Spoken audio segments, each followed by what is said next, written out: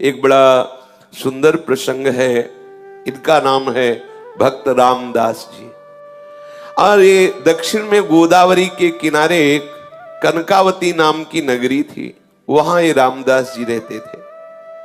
ये चतुर्वर्ण के कुल के थे और ये अपने कुल परंपरा के अनुसार जो गृहस्थी की सेवा है वही सेवा करते थे।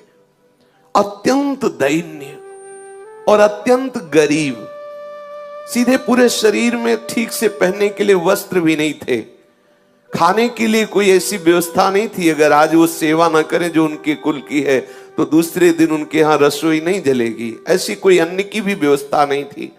रोज का रोज कमाना और अपने परिवार का भरण पोषण करना, आए हुए अतिथि की सेवा करना, और सत्संग से बड़ा प्यार था उनको। ये दंपति एकमात्र केवल भगवद आश्रित, कोई संपत्ति नहीं, किसी भी तरह का किसी से कोई व्यवहार नहीं, क्योंकि व्यवहार लोग धनी मानी से करते हैं, गरीब अकिंचन से नहीं करते हैं।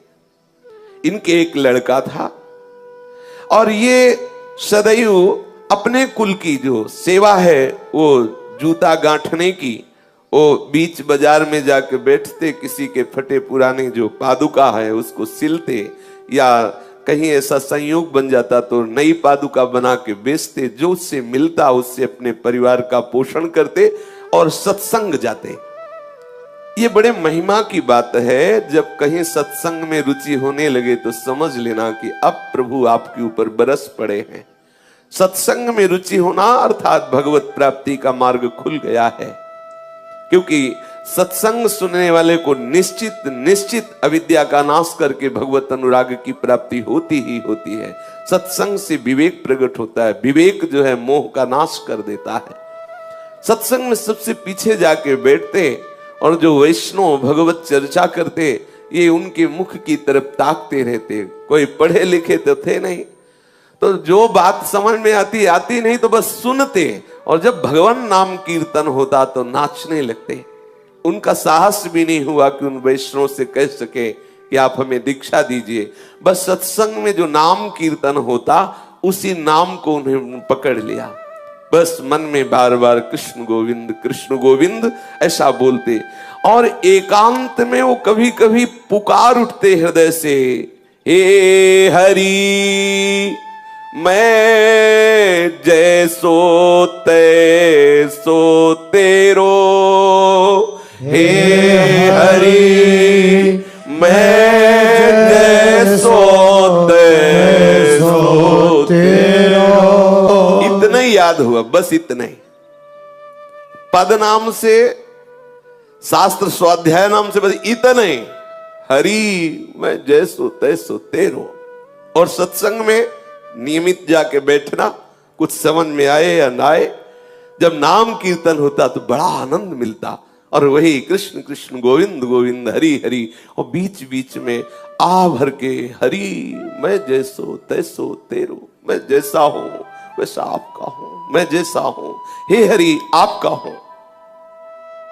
तीन प्राणी, स्वयं, पत्नी और पुत्र, जो इस सेवा से उनको अर्थ मिलता, उससे परिवार का पोषण, कोई अतिथि पधारता उस अतिथि की सेवा, और जो सत्संग में जाते नियमित, बस उनके हृदय में एक बात बैठ गई, कैसे इस जगत के मालिक को रिझाऊं। ना तो मेरे में कोई योग्यता है, ना पढ़ा लिखा हूं, ना धन है, ना पवित्रता है, मैं किसी योग्य नहीं, कैसे रिझा। क्या मेरे से कभी प्रभु रीझ सकते हैं? बिल्कुल अनपढ़, कोई शास्त्र का ज्ञान नहीं, कोई पवित्रता का ज्ञान नहीं, कोई पद्धति का ज्ञान नहीं। आप देखिए, प्रभु केवल भक्ति से प्रसन्न होते, जानते भी नहीं हो कि भक्ति किसे कहते हैं। आगे इनके प्रसंग में देखिए, एकदम भोले भाले, जानते भी नहीं कि भगवान की कोई भक्ति भी होती। बस सत्संग में पहुंच जाना, जैसे सत्संग हो रहा है, पहली बार गए, बैठ गए, अच्छा लगा, क्योंकि सत्संग का एक जो वातावरण होता है, कोई कितना भी अज्ञानी विषय जीव हो, उसके हृदय को परम शांति शीतलता, तभी नींद आ जाती है। अगर वो किसी को नींद ना आती हो तो सत्संग में बैठ जाओ, इंद्रियों को विश्राम मिलता है। भले वो सोच समझ ना हो तो भी उसको विश्राम मिल जाएगा, वो नींद में चला जाएगा। अगर वो सतोगुणी है, भगवत भक्त है, तो भाव में चला जाएगा, और अगर उसकी पहुंच नहीं हुई भाव में तो वो विश्राम को प्राप्त होता है। समस्त इंद्रियां सुखद अनुभव करने लगती हैं, धीरे धीरे विवेक बढ़ता है। अब वो बीच बीच में जैसे जूता गांठ रहे तो बीच बीच में एकदम रुक जाते और पुकार उठते, हरि मैं जैसो तैसो तेरो, हरि मैं जैसो तैसो तेरो। कैसी बढ़िया बात, इससे बढ़कर कोई बात ही नहीं, कोई बात ही नहीं। मैं जैसा हूं आपका हूं हरि, मैं आपका हूं जैसा।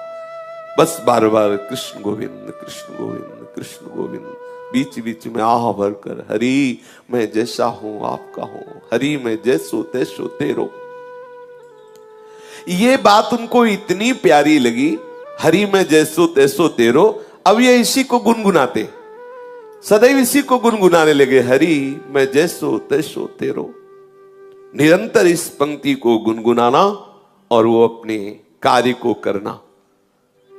उनके हृदय में इस पंक्ति का मर्म उतरा। जो हम बोलते हैं, जो हम सुनते हैं, वही मनन होता है। जो मनन होता है वही हमारे अनुभव का विषय बन जाता है। जैसे हम विषय वार्ता सुने, विषय वार्ता बोले, विषय चिंतन करें तो हम विषयी हो जाते हैं, कामी हो जाते हैं।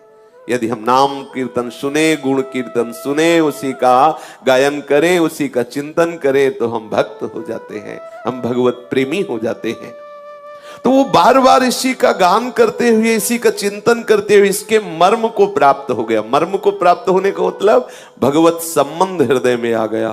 मैं हरि का हूं, हरि मैं जैसो तैसो तेरो। ये पंक्ति गुनगुनाना सचमुच चमत्कार हो गया। उसके मन की स्थिति का परिवर्तन इस सूत्र ने कर दिया, हरि मैं जैसो तैसो तेरो। प्रभु तो भाव के भूखे हैं, वे श्रद्धा रहित, प्रेम रहित, अपनापन रहित। कोई वेद मंत्रों का कितना भी उच्चारण करे, कितना भी पाठ करे तो उसका पुण्य होगा, भगवान थोड़ी प्रसन्न हो जाएंगे। प्रभु तो केवल केवल भाव, आपके आंतरिक भाव को स्वीकार करते हैं। रामदास जी का एक विशुद्ध सरल भाव, हरि मैं जैसो तैसो तेरो। कभी कभी वो आंसू बहाते हुए ये गान करने लगते, हरि मैं जैसो तैसो तेरो। अब एक दिन की बात कि एक चोर मंडली किसी धनी मानी भक्त के घर में गई, जो गृहस्थ भक्त होते हैं, खूब धन संपदा थी। तो उनके यहां शालीग्राम भगवान सिंहासन में थे, और सिंहासन स्वर्ण का था, छत्र भी स्वर्ण का।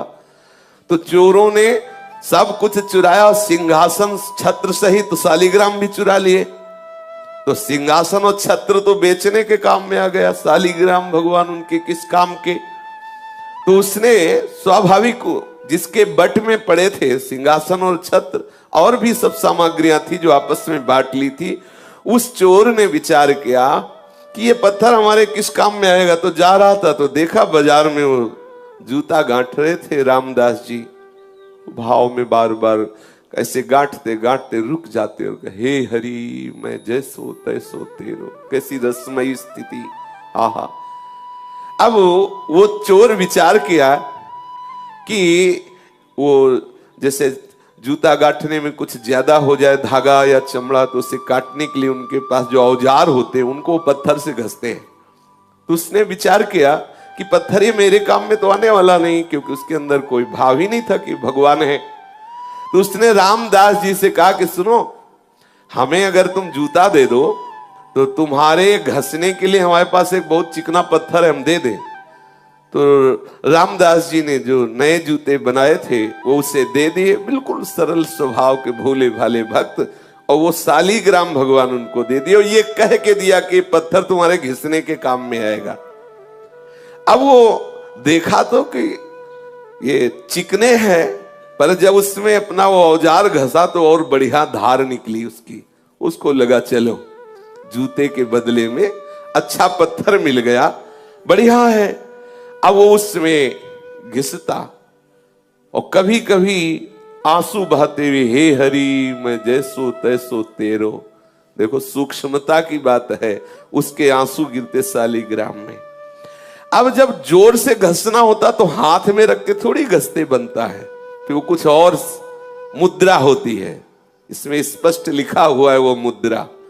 दोनों चरणों के बीच में शालिग्राम जी को फंसा के फिर घसते। आप जरा देखिए भाव का विषय कैसा होता है। अब वो हृदय में बड़ा आनंद मिलता, क्योंकि भगवान चक्र चिन्ह से चिन्हित शालिग्राम भगवान को इससे कोई मतलब नहीं है, ये तो क्या कर रहे हैं, बड़े बड़े रिझवार, बड़े लीला बिहारी हैं। अब चोर के द्वारा दिए हुए शालिग्राम का यहां ये प्रयोग हो रहा है। दूसरे की पादुका गांठना, उसमें धागा बढ़े तो उससे जो काटते हैं वो यंत्र उनका, उसको उसमें रगड़ते। ये एक दिन कोई पंडित जी उधर अपनी पादुका ठीक कराने आए, तो जब दृष्टि गई तो उन्होंने देखा कि अरे ऐसे शुभ चिन्हों से युक्त, जिसमें चक्र का चिन्ह बना हुआ है, ऐसे चिन्ह से युक्त तो साक्षात शालिग्राम है।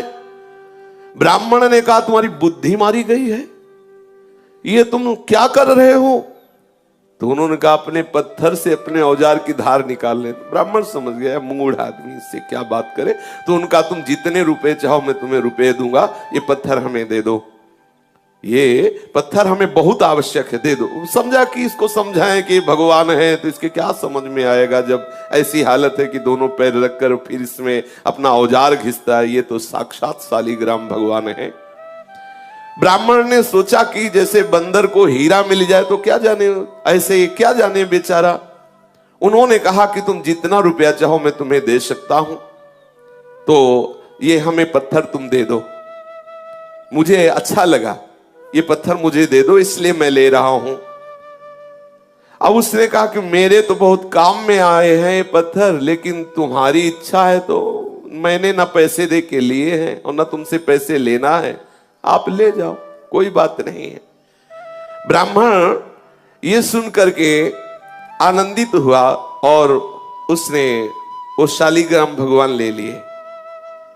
ब्राह्मण से कहा कि जो मैं मेहनत करता हूं जूता गांठ करके, उससे जो मिलता है मेरे परिवार का, उससे भरण पोषण होता है, मुझे इस पत्थर के बदले में कोई धन नहीं चाहिए, ले जाओ। कोई मुझे हवेली नहीं बनवानी, कोई मुझे सुख पूर्वक नहीं रहना, क्योंकि अगर सुख पूर्वक रहूंगा तो मैं भूल जाऊंगा प्रभु को, इसीलिए मैं जानबूझ करके उतना ही कमाता हूं जितने से रोज उधर भर जाए। इतना कह करके रामदास जी ने वो पत्थर दे दिया जो शालिग्राम भगवान है। पंडित जी ने देखा दुर्लभ सद्गुणों से युक्त तो शालिग्राम, बड़े आनंदित हुए, घर में आए, सुंदर जल से दुग्ध से अभिषेक कराया, सुंदर सिंहासन में विराजमान किया, षोडशोपचार मंत्रों से पूजन किया और ये विचार किया कि भगवान मेरी इस चेष्टा से प्रसन्न होंगे, क्योंकि वहां क्या सुख पा रहे थे और यहां हम उनको क्या सुख पहुंचा रहे। मंत्रों से उच्चारण करना, पंचामृत से स्नान कराना, तुलसी जी ऊपर विराजमान करना, आदि आदि जो पद्धति से सेवा पूजा है। अब पंडित जी की इस प्रकार की सेवा पूजा से ठाकुर जी असंतुष्ट हो गए। अब लियो कैसे न जाने कौन से गुण पर दया निधि रीझ जाते हैं। आहा, पंडित जी पूरी पूजा विधि जानते थे, पर हृदय से प्रभु के प्रति अपनापन नहीं था, भक्ति नहीं थी, प्रेम नहीं था। और ये अब आप समझ लो किस कोटि के भक्त है, कुछ ज्ञान ही नहीं है, परंतु इनके हृदय में है कि मैं प्रभु का हूं, प्रभु मेरे हैं। कभी कभी आंसू बहाते तो वो आंसू जो शालिग्राम भगवान के ऊपर गिरते, उससे बड़ा पंडित जी का पंचामृत नहीं। और जो आह भर के पुकारते कृष्ण कृष्ण गोविंद गोविंद हे हरि मैं तेरा, इससे बढ़कर वेद मंत्र अच्छे नहीं लगे ठाकुर जी को। ठाकुर जी ने स्वप्न में एक वैष्णव का रूप धारण किया और उन ब्राह्मण से कहा कि तुम सीधे हमको उन रामदास के पास पहुंचा दो। हाँ, कहा कि ये तुम्हारा षोडशोपचार पूजन, ये पंचामृत अभिषेक और ये तुम्हारा सिंहासन में विराजमान करना मुझे बिल्कुल अच्छा नहीं। मुझे उसकी सूखी रोटी और आह भरी पुकार ने खरीद लिया है। मुझे वहीं पहुंचाओ। अब जब स्वयं स्वप्न में भगवान ऐसा आदेश कर रहे हैं तो उसके तो होश उड़ गए ब्राह्मण के, कि हम तो जिसे समझते थे कि वो तो अनपढ़ है, गंवार है, प्रभु इतना उसे प्यार करते हैं। अब हाथ में सुंदर वस्त्र पर शालिग्राम भगवान को लिया और भगवान से कहा कि आपको पता है कि आपके ऊपर वो औजार घिसता है, चंदन तिलक लगाने की बात जाने दो, सिंहासन में विराज वाले पैर रख के आप पे औजार घिसता, तुमको वो पसंद है? और ये षोडशोपचार पूजन, पंचामृत से स्नान, ये सब। प्रभु ने कहा जब वो आंसू बहाते हुए नाम बोलता है ना, कृष्ण गोविंद हे हरि मैं तेरा, मुझे इतना सुख मिलता है कि वेद मंत्रों से मुझे सुख नहीं मिलता। और जब वो मेरे ऊपर पैर रखता है तो मुझे ऐसा लगता है वो आत्मसमर्पण कर रहा है पूरा। ये यही है, इनसे कौन पार पावे? सर्वलोक महेश्वर जितने भी ज्ञान के सूत्र हैं सब इन्हीं से प्रकट हुए, इनसे कोई पंडित क्या पार पा सकता है? बोले जब वो चरण रखता है, दबाता है चरण से ऐसे, तो मुझे लगता है कि पूरा अपने आप को समर्पित कर रहा है, आत्मसमर्पण कर रहा है। मुझे बहुत सुख मिलता है, तुम्हारे चंदन और कस्तूरी के लेप और इत्र से मुझे जो सुख नहीं मिलता उसके घसने से सुख मिलता है। अब राजी, आप राजी तो फिर किसकी क्या बस चले? ठाकुर जी राजी। अब वो जो ब्राह्मण था जिसको एक गर्व था कि मैं ऊंचे कुल में हूं और मैं पूजा का विधान जानता हूं, मेरी दासता से, मेरी पूजा से शालिग्राम भगवान प्रसन्न हो जाएंगे, आज वो बहुत दैन्य हुआ कि मेरे दुर्भाग्य की आज तक मुझे वो प्राप्त नहीं हुआ जो रामदास को प्राप्त है, क्योंकि स्वयं ठाकुर जी वहां जाना चाहते हैं। ये विचार करके शालिग्राम को लेकर के रामदास जी के घर जाना निश्चय किया उसने, और मन में बहुत जलता जा रहा था कि मैं ब्राह्मण तो हूं लेकिन आडंबरी हूं। मेरे अंदर वो बात नहीं आई जो उस दैन्य भक्त रामदास के हृदय में आई। बार बार शालिग्राम को हृदय से लगा के विकल होकर कहने, देखो ये है किसी भी तरह से भक्त का संग हो जाए, किसी भी तरह, ये रामदास जी के दर्शन की, देखो ये दर्शन का प्रभाव। अब वो दैन्य होके जा रहा है, क्या प्रभु कभी मेरे भी हृदय में भाव आएगा? जैसी रामदास की भक्ति से आप प्रसन्न, क्या कभी मेरे अंदर भी भक्ति आएगी? मेरी पूजा आपको पसंद नहीं तो प्रभु मेरे को भाव दे दो, जिससे मैं रामदास जी जैसी भक्ति कर सकूं। अब आई बात, ये जो ब्रह्मणत्व का अभिमान, वेद ज्ञान का अभिमान धूर धूषरित हो गया। इसीलिए लिखा है, तिनकी संगति रहत जाति कुल मद सब नंसई। भगवत प्रेमी महात्मा का संग होते ही जाति का अभिमान, कुल का अभिमान, विद्वता का अभिमान, ये सब नष्ट होने लगे। देखो नष्ट हुआ अभिमान। अब वो डरा हुआ सा ब्राह्मण शालिग्राम भगवान को एक कपड़े में रख करके रामदास जी के घर आया और देखा तो होश उड़ गए। रामदास जी के आंखों से आंसू चल रहे हैं, बार बार मुख से निकल रहा है, हरि मैं जैसो तैसो तेरो, हरि मैं जैसो तैसो तेरो। मलिन वस्त्र है, फटे पुराने कपड़े हैं, शरीर में अपने आप अनुभव हो रहा है कि कितनी कृष्णता है, क्योंकि खान पान की सामग्री उचित है नहीं। और अब ये जो रोग बढ़ा है, हरि मैं जैसो तैसो तेरो, ये ज्यादा काम नहीं करने देता।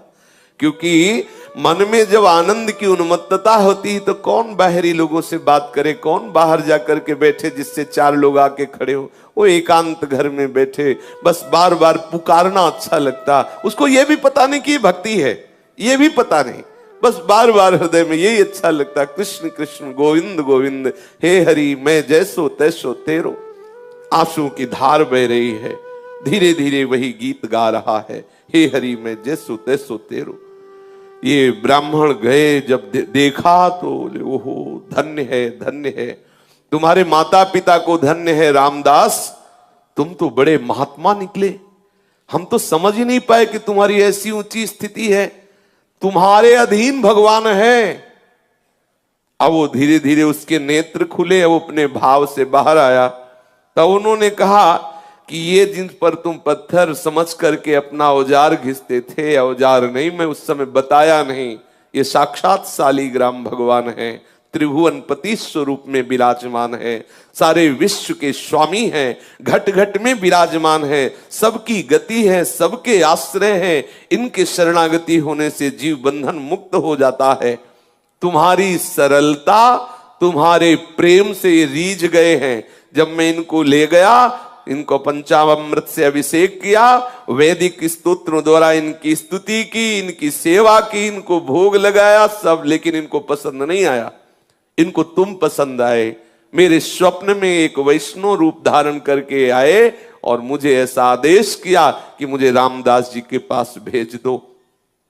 वो रो पड़ा कि मैं तो महान पापी हूं। रामदास रो पड़े, अरे मैं महान पापी हूं, मैं तो समझ नहीं पाया कि भगवान है और मैं इनके ऊपर ऐसा कृत्य करता रहा है, मैं तो बहुत अपराधी हूं। चीख चीख के रोने लगा, मैं कितना निर्दयी, कितना नीच हूं, देखो मैंने क्या किया। बस ब्राह्मण तो खड़ा का खड़ा रह गया, वो भाव में डूब गए और हे करुणा समुद्र प्रभु, मैं कैसे आपको रिझा पाऊं, तुम मुझे कितना प्यार करते हो और मैं कितना नीच हूं। ऐसे बस पुकारने लगा, रोने लगा। अनन्य भक्ति से भगवान रीझ जाते हैं। बार बार ब्राह्मण उनको धन्यवाद करता कि तुम्हारे अंदर जो भाव आया है ना, ये बहुत कृपा से आया है। ब्राह्मण के वचन सुनकर के रामदास के हृदय में थोड़ी शीतलता आई। ब्राह्मण के चरणों में नमन किया। जो ही ब्राह्मण गया तो शालिग्राम की वो मूर्ति लेकर हृदय से लगाया और खूब रोने लगे। प्रभु मैं जान नहीं पाया कि आप भगवान हो, आप शालिग्राम भगवान हो। घर में ले गया, फटा पुराना जो भी कपड़ा हो ऐसे बिछाया, आसन पर शालिग्राम रखे और जो रूखा सूखा उसके घर में होता ठाकुर जी को भोग लगाता और गदगद कंठ से प्रभु को पुकारता। कई दिन ऐसे सेवा के बाद उसके हृदय में बात आई कि यदि तुम भगवान हो, मैं तो जानता नहीं, पंडित जी कह गए, मैं तो नहीं जानता कि तुम शालिग्राम भगवान हो, यदि तुम भगवान हो तो मुझे दर्शन दो। जब आप इतना प्यार हमसे करते हैं कि उनके घर तुम्हें रुका नहीं गया और तुम वहां से वापस आए हो, तो प्रभु मैं दीन हूं, मैं नीच हूं, मैं अज्ञानी हूं, मैं दुर्जन हूं, मैं पतित हूं, लेकिन हूं तो प्रभु आपका ही। प्रभु आप जानते हैं कि रात दिन मैं चमड़े का कार्य करता हूं, मुझ में कोई पवित्रता नहीं, कोई सदाचार नहीं, और ऐसे पवित्र ब्राह्मण के यहां से आप आए तो मुझे लगा कि आप मुझसे प्यार करते हैं। आप जब मुझसे प्यार करते हैं तो अब छुपा छुपी का खेल बंद करो, दिखाओ कैसे होते हैं भगवान, कैसे हो तुम, मुझे तो पता नहीं, लेकिन आप अब मेरे हृदय में बेचैनी हो रही कि आपका स्वरूप क्या है। प्रभु आप कृपा करो, मैं तुम्हें प्रत्यक्ष देखना चाहता हूं। हे करुणा सिंधु, हे दीन बंधु, हे पतित पावन, ऐसी पुकार करने लगा। कृष्ण चंद गोपाल आजू तो तेरे हाथ बिकाई। कृष्ण चंद्र गोपाल आज तो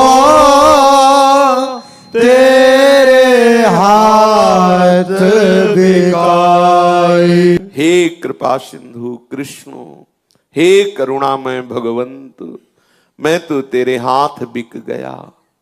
हे प्रभु, हे मोर मुकुट धारण करने वाले, हे वैजंती माला धारण करने वाले, हे कृपा सिंधु पीतांबरधारी, आप मुझे दर्शन दीजिए, अपनी कृपा से आप दर्शन दीजिए। मैं तो पतित हूं, नीच हूं, पर शरणागत हूं, शरण गए की लाज रखिए प्रभु। अब मेरे हृदय में बड़ी विकलता हो रही, मैं आपका दर्शन चाहता हूं। रामदास रो रो करके प्रभु से प्रार्थना करने लगा। ऐसा प्रेम समुद्र उमड़ा कि सब कुछ भूल गया, विह्वल विकल होकर के। ये विकलता प्रभु को खींचती है, उस अव्यक्त सत्ता को व्यक्त करती है। ये विकलता है, यही है, पर माया का पर्दा उड़े हुए है। जब हम ऐसे विकल हो जाए, जैसे मछली जल के बिना तड़पती है, ऐसे हमारे अंदर विकलता हो और रहा नहीं जा रहा। देखो कैसी स्थिति आ गई, अब जिया नहीं जा रहा, विकलता हो गई। चीख चीख करके अपने घर में रो रहा है। शालिग्राम ठाकुर जी सामने हैं, रो के कह रहा मुझे दर्शन चाहिए। सब भूल गया। कभी कभी तो ऐसा भाव आ जाता कि नाच नाच के रिझाता कि मेरे नृत्य से रीझ जाओ। कैसी शोभा, फटे पुराने कपड़े हैं, कृष्ण शरीर है, और भाव में भीना हुआ सामने कपड़े में विराजमान शालिग्राम, नाच नाच के ये भाव की इसी नृत्य से रीझ जाओ प्रभु। मुझ गरीब के पास तो कुछ रिझाने के लिए नहीं है। कभी रो रो के प्रभु मेरे रोने से रीझ जाओ। ऐसी भावना से वो विकल होकर प्रभु से पुकारने लगा। अब तो प्रेम के जो अष्ट सात्विक भाव हैं उसके हृदय में उदय होने लगे। कभी हंसता, कभी रोता, कभी चुप शांत बैठ जाता, कभी गान करता, कभी हे हरि मैं जैसो तैसो तेरो, ऐसा पुकार उठता। उसके हृदय में इतनी जोर से लालसा जागी कि प्रभु का वियोग इससे असह्य हुआ और प्रभु को असह्य हो गया अब रुकना। ये है भक्त की सामर्थ। असह्य हो गया प्रभु को भी रुकना। आप प्रभु नहीं रुक सकते, विकलता हो गई। आहा, प्रभु विकल हो गए। अब वो गदगद कंठ से हे वंशीधर, हे मदन मोहन, जोर जोर से पुकारने लगा। हे वंशीधर, हे मदन मोहन, तुम्हारे चरणों में बार बार नमस्कार है। मुझ गरीब की पुकार सुनो। कहाँ हो आनंदमय, कहाँ हो श्याम सुंदर, मुझे दर्शन दो, ऐसे पुकारने लगा। प्रभु यद्यपि मैं समझ रहा हूं कि जैसे छोटा सा बालक चांद को खेलने के लिए मांगे, ऐसे ही मेरी बात है। कहां मैं नीच अधम, कहां बड़े बड़े तपस्वी ऋषि जो आपको दुलार करते रहते ध्यान के द्वारा, कहां मैं अपवित्र। पर प्रभु मैं हूं तो आपका ना। मैं क्षुद्र हूं, दीन हूं, नीच हूं, जैसा भी हूं आपका हूं। पर अब मेरे हृदय में एक ही है, आपके दर्शन नहीं मिलेंगे तो मैं प्राण त्याग दूंगा। मैं नहीं जी सकता आपके बिना। क्या करूं, मुझसे जिया नहीं जा रहा। ये स्थिति है। कैसी कृपा होती प्रभु की अपने भक्तों पर, प्रभु के बिना अब जिया नहीं जा रहा। ये मतलब अब इस बात में केवल वाणी लड़खड़ाती है। ये केवल प्रभु देते हैं। भजन साधन और सब एक तरफ, ये बात अब जिया नहीं जा रहा। वो हृदय में ऐसी विकलता, एकांत बैठा हुआ पुकारता रहता है, अब जिया नहीं जा रहा। ये बात जिनके हृदय में आ गई, बस मिलन नजदीक है। जब जिया न जाए, नहीं खान पान ते भावे, नहीं कोमल वसन सुहावे, सब विषय लगे ते खारा है, हरि आशिक का मग्न। अब कुछ अच्छा नहीं, बस अब जीवन है तो हरि से है, अगर नहीं मिले तो जीवन नहीं। ऐसी विकलता हृदय में।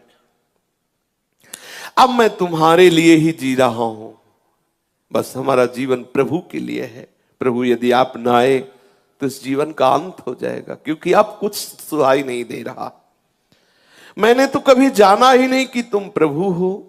देखो मैंने आपका निरादर किया, पर आपने प्यार किया। मैंने निरादर किया, मैंने जाना ही नहीं कि तुम शालिग्राम के रूप में चोर के द्वारा मेरे पास स्वयं आए हो। मैंने जाना ही नहीं। मैंने तो औजार घिसा, आपके ऊपर चरण रखे, आपको माना ही नहीं कि आप भगवान हो, लेकिन आप मुझसे प्यार करते हो। मैं उसी प्यार की दुहाई दे के कह रहा हूं कि आप मेरे से मिल जाओ, मेरे से मिल जाओ हे कृपा सिंधु। तभी मेरे अंदर ये हिम्मत आई कि मैं ऐसा कह सकूं कि मेरे से मिल जाओ। दीन दयालु, मेरा साहस आपकी कृपा पर निर्भर है। बोलो, आप एक सदाचारी वेदज्ञ ब्राह्मण के यहां जाकर भी संतुष्ट नहीं हुए, मुझ मैले कुचेले आचरण वाले के घर आए प्रभु, इसीलिए मेरा साहस हो रहा है। आप एक बार मेरे नेत्र गोचर हो। यदि दर्शन ना देना होता तो ये आपने ललक क्यों लगाई? ये आपने ललक क्यों लगाई? आप क्यों आए मेरे पास? क्यों मुझे सत्संग में ले गए? क्यों वो बातें सुनाई? क्यों अपना नाम अपनी जिह्वा पे लाए? क्यों ऐसी लीला की? मैं तो जैसा था वैसा पड़ा रहता, लेकिन आपने ही ये ललक लगाई, आप ही मुझे आगे बढ़ाए। तो अब आप मिल जाइए प्रभु, मैं जैसा हूं तुम्हारा हूं, अब मिल जाइए। बस बार बार यही, एक बार सांवरे ये अपना चांद सा मुखड़ा मुझे दिखा दो। मेरा चित्त विकल हो रहा है, हे मेरे मनमोहन, करुणा की वर्षा कर दो। इस दीनहीन कंगाल के पास कुछ ऐसा नहीं है जिससे मैं तुम्हें रिझा पाऊं। इस प्रकार विकलता हुई। भक्त का विशुद्ध भाव भगवान को अधीन कर लेता है। इसी विशुद्ध भाव की स्थिति में कोई भी विकार उसके हृदय में नहीं टिकता। काम, क्रोध, लोभ, मोह, दम, ये सब नष्ट हो जाते हैं। हृदय एकदम द्रवित, निर्मल और आंसुओं की धार के रूप में हृदय बहने लगता है। रामदास जी की प्रेम भरी पुकार सुनकर के उस सर्वेश्वर प्रभु स्थिर न रह सके। वो एक वैष्णव का रूप बनाया और रामदास जी के घर पहुंचे। रामदास जी के तो आंसू चल रहे थे, प्रभु से पुकार रहे थे, वो मस्ती में झूम रहा था। कभी कभी नाच पड़ता, कभी कभी अश्रु प्रवाह करते हुए कुछ बड़बड़ाता जो समझ में भी नहीं आता। कभी कभी शालीग्राम की मूर्ति उठा के हृदय से लगाता, चूमता, अपने नेत्रों में लगाता। कभी कभी मूर्ति लेके नाचने लगता, कभी मूर्ति को रख के साष्टांग दंडवत करने लगता।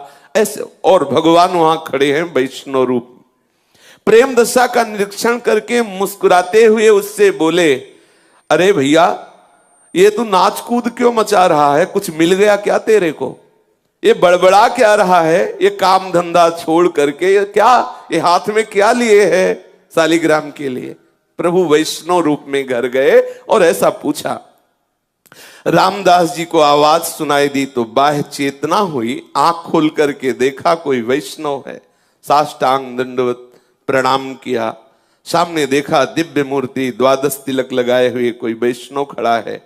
विनीत भाव से हाथ जोड़कर कहा, प्रभु मैं तो महामूर्ख और अपवित्र नीच प्राणी हूं, मेरे से अपराध ही बनते रहते। मैं क्या आपके प्रश्नों का जवाब दूं कि मैं किसको लिए हूं, क्या बड़बड़ा रहा हूं, क्या बोल रहा हूं?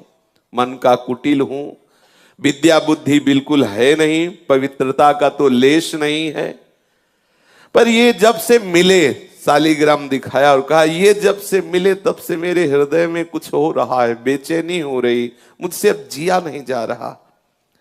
वैष्णव ने कहा कि तुम इन्हें भगवान समझकर पूजते हो? हाँ हाँ भगवान है, ऐसा ब्राह्मण ने बताया है।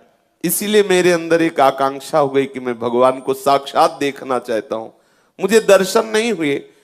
मुझे लगता है कि मुझे पूजा विधि नहीं आती है, कोई मंत्र आदि नहीं आता। जैसा मन में आता वैसे सेवा करता हूं, जो मन में आता वैसा बोलता हूं।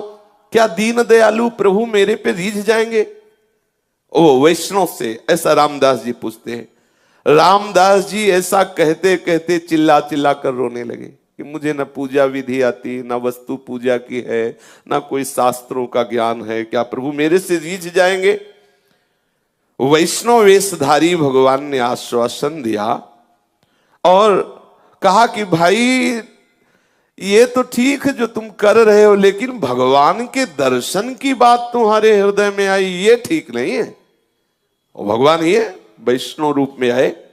अरे बड़े बड़े देवता, योगी, मुनिजन कितने काल तक तपस्या करते हैं, ध्यान धरते हैं, समाधि में रहते हैं, वो दर्शन नहीं पाते, तो तुम जैसे मनुष्य को कैसे भगवान दर्शन देंगे? मेरी बात मानो, ये दर्शन की बात तो छोड़ो और अपना काम धंधा करो, थोड़ी देर भजन साधन कर लिया करो जैसे कर रहे हो। वैष्णव की इन वाक्य को सुन करके मानो रामदास का हृदय फट गया हो। उनकी आंखें खुली की खुली रह गई। आह भर कर तो क्या मुझे भगवान नहीं मिलेंगे? आह, ये प्रीति है। यही भगवान देखना चाहते कि कैसा मेरे भक्त में मेरे मिलन की व्याकुलता होती है। आंखें खुली की खुली रह गई। वैष्णव कह रहे हैं भगवान का दर्शन बड़ा दुर्लभ है। योगी मुनियों के समाधि भाव को प्राप्त महात्माओं के ध्यान में भी जो नहीं आते, वो मुझ जैसे नीच को कैसे दर्शन देंगे? बात ठीक कह रहे ब्राह्मण देवता, वैष्णव देवता। वो विकल हो गए, आंसू गिराने लगे और कहने लगे, देव आपका कहना सत्य है, मैं बिल्कुल अधिकारी नहीं हूं कि मुझे भगवत साक्षात्कार, पर क्या करूं, अब मुझसे जिया नहीं जाता। ये खास बात है, जिया ना जाए, प्रभु के बिना रहा ना जाए। मैं नीच हूं, पापी हूं। मेरे पाप और नीचता को देखने पर लगता है कि कभी भगवान मुझे नहीं मिलेंगे। पर प्रभु पता नहीं, मेरे हृदय में एक आनंद की लहर उठती है। ऐसा लगता है प्रभु मिलेंगे, ऐसा लगता है प्रभु मिलेंगे, क्योंकि मेरे हृदय में ऐसा आता है प्रभु मुझे प्यार करते हैं। ऐसा लगता है मेरे को, यद्यपि मैं किसी योग्य नहीं हूं, पर हृदय में ऐसा लगता है प्रभु मिलेंगे। ऐसा लगता है ये दया के समुद्र प्रभु मुझे जरूर दर्शन देंगे, मुझे ऐसा लगता है। जैसा रूप रंग उनका हो, जैसा उनका शास्त्रों में वर्णन किया गया हो, जैसे सुहागिनी स्त्री केवल अपने पति को ही देखती है, ऐसे ही हे वैष्णव देवता, मेरा हृदय केवल केवल प्रभु के लिए है। आप बिना दर्शन किए मुझे चैन नहीं, मेरे हृदय में लगता है कि वो मुझे मिलेंगे। मेरे स्वामी बड़े करुणा सिंधु, तुम भले ऐसा कह रहे हो, चाहे जो कुछ हो मुझे दर्शन मिलेंगे, और ऐसा कह के नाचने लगा, मुझे मिलेंगे, अवश्य मिलेंगे। यही बार बार सत्संग में जैसे कहते, निश्चय करो इसी जन्म में भगवत प्राप्ति होगी। कोई आके कहे तो इस बात से मत टलना, मुझे इसी जन्म में प्रभु मिलेंगे। आपका ये बार बार चिंतन निश्चय प्रभु को विवश कर देगा, और वो आपसे प्रभु का मिलन हो ही जाएगा। रामदास जी नाचने लगे, फिर विकल होकर के पुकारने लगे, और प्रभु खड़े हुए देख रहे हैं उसकी भावदशा को, जैसे सुतीक्ष्ण जी की भावदशा को भगवान श्री राम छुप करके देख रहे हैं। मीठे स्वर में फिर बोले, वैष्णव स्वरूप भगवान, बेटा रामदास, तेरा जीवन धन्य है। देख, मैं वैष्णव भेष में तेरे को देखना चाहता था कि तू मेरे प्यार में कितना विकल है। देख, मेरे को देख।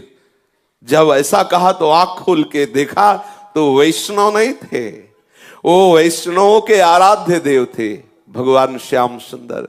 अनंत अनंत कोटि सूर्यों जैसा प्रकाश जिनकी श्री चरण नख से प्रकाशित हो रहा था, अचानक आंख खुलते ही आंख मुंद गई, इतना तेज। उसने देखा कि मदन मोहन त्रिभंगी लाल बंशी अधरों पर धारण किए हुए ललित त्रिभंगी स्वरूप से बड़े आनंद मुद्रा में विराजमान है, और रामदास जी की ऐसा सुंदर रूप। वो तो आनंद समुद्र में डूब गया कि अभी तक मेरे से भगवान ही बात कर रहे थे। रोज मिलते रोज वैष्णव जनों को, आप भी पहचानना, किसी न किसी रूप में आके वो ठिठोलिया करता है, किसी न किसी रूप में आके वो रोज मिलता है। पकड़ना, रोज परीक्षा करो, कहीं इस रूप में मेरे प्रभु तो नहीं आ गए, कहीं इस रूप में मैं चूक न जाऊं, मेरा प्रीतम किसी। यही तो वैष्णवता है, सब रूपों में झांकना, मेरा प्रीतम आया है इस रूप में। आप निश्चित देखना, एक दिन वो पकड़ जाएगा। और वो जैसे रामदास जी के सामने अपनी उस छद्म भेष को हटा दिया, ऐसे ही हटा देगा। वो किसी रूप में रोज आता है, वो ऐसा नहीं है, करुणा का समुद्र है, वो रुक नहीं सकता, नहीं रुक सकता, वो तुम्हारे पास ही है, रोज तुम्हें दुलार करता है। सच्ची मानिए, जिस दिन ऐसी विकलता हो जाएगी उस दिन वो पर्दा हटा देगा, और ऐसा ही सुख मिलेगा जैसा रामदास जी को मिला। सामने देखा सच्चिदानंद घन विग्रह प्रभु श्री हरि श्री कृष्ण चंद्र, पूरा घर प्रकाश से युक्त है। अब तो उछल पड़ा, आनंदित हो गया, वो सारी की सारी व्याकुलता आनंद में बदल गई। महाअमृत में सुख, बार बार प्रणाम कर रहा है। सामने नौ किशोर ठाकुर ललित त्रिभंगी विराजमान है, बार बार प्रणाम कर रहा है, बार बार श्री चरणों को स्पर्श कर रहा है। स्तुति करना चाहता पर आता नहीं है कुछ, इसलिए ऐसे कुछ बोलने की चेष्टा करता है। प्रभु उतने में ही मंद मंद मुस्कुरा रहे हैं। फिर अचानक भगवान अंतर ध्यान हो गए। अब तो पुनः दर्शन के लिए छटपटाने लगा, भूमि पर लौटने लगा, बड़ी ही तन्मय स्थिति हो गई। योग वियोग की सानंदमयी अवस्था में डूबा हुआ निरंतर, कभी देख रहा है भगवान उसके समीप है, कभी देख रहा अंतर ध्यान, ऐसी विकलता। एक बार दर्शन होने के बाद फिर कभी ऐसा नहीं होता कि प्रभु नेत्रों से उजल हो जाए, बस जाते हैं नेत्रों में। ऐसी ही आनंदमयी स्थिति में उसका शरीर पूरा हुआ, और वो नित्य पार्षद स्वरूप धारण करके प्रभु की नित्य सेवा में उपस्थित हो गया। इसीलिए देवर्षि नारद जी कहते हैं कि भगवत प्राप्ति के लिए, भगवत मिलन के लिए कोई ऐसा नहीं कि आप उच्च कुल में जन्मे हो तो ही भगवान मिले, या वेदों के पारंगत विद्वान हो, या बड़े दानी हो, तपस्वी हो, आदि आदि हो तो तुम्हें प्रभु मिले। प्रभु केवल केवल अपने भक्ति भाव से मिलते हैं। हृदय में प्रभु के प्रति अपनापन हो और तड़पन हो तो निश्चित प्रभु मिल जाएंगे। शेष चर्चा आगे। श्री राधा वल्लभ लाल की जय।